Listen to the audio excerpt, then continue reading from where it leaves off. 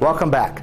The Army runs and rehearsals. Soldiers have game plans. They rehearse for any given battle scenario so they can react quickly in the heat of combat. In this episode of The Making of a Soldier, the trainees start putting these game plans to practice. Kenia Mills has the latest installment of our basic training series. Make your way up, get set.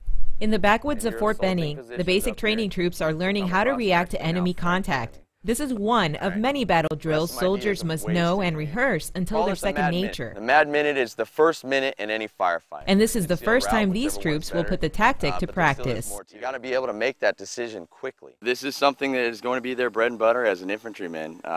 Anytime they receive contact, this is what they have to do. The class is over, now they must execute. They're each given 40 rounds of blank ammunition and blank firing adapters to attach onto the muzzle of their weapons. It is friendly forces fighting against friendly forces, so we're not using live ammunition. We're using blank ammunition, and the weapon will not function properly without this blank firing adapter.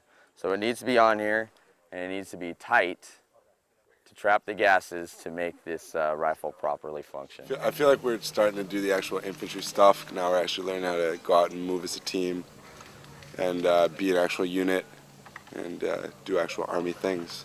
Today they're going to learn mastering infantry skills requires lots of rehearsals. The first squad is up.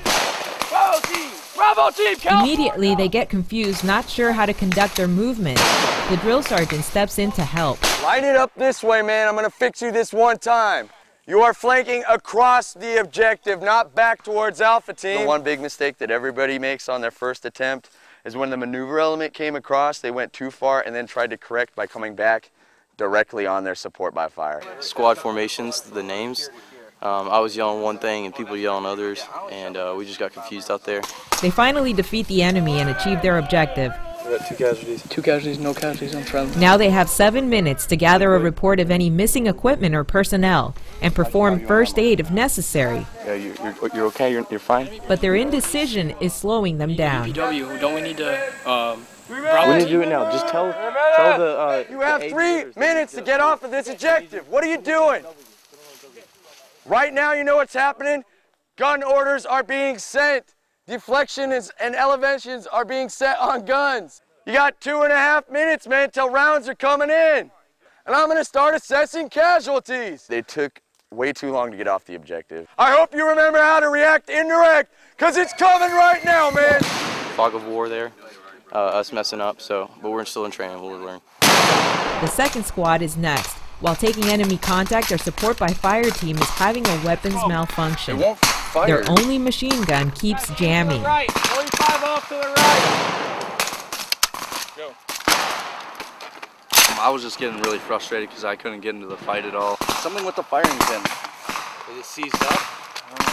Everything I was trying just wasn't working. Cease fire! Cease fire! I got 1 shot. How'd that 1 shot feel? Ridiculous. I felt like I let some of my team down because it's the most casualty producing weapon we have, and it was dysfunctional right off the bat. The third squad take the enemy fire and react aggressively. On their flanking movement, their squad leader loses sight of where the objective is and is not able to orient the team.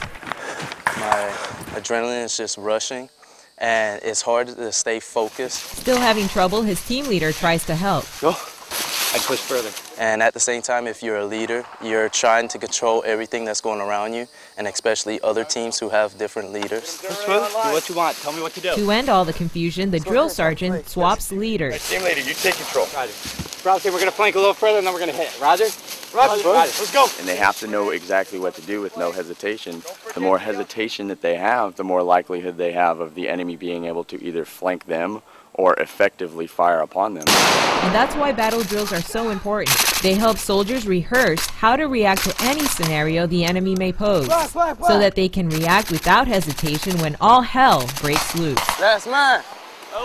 Kenia Mills, Fort Benning TV.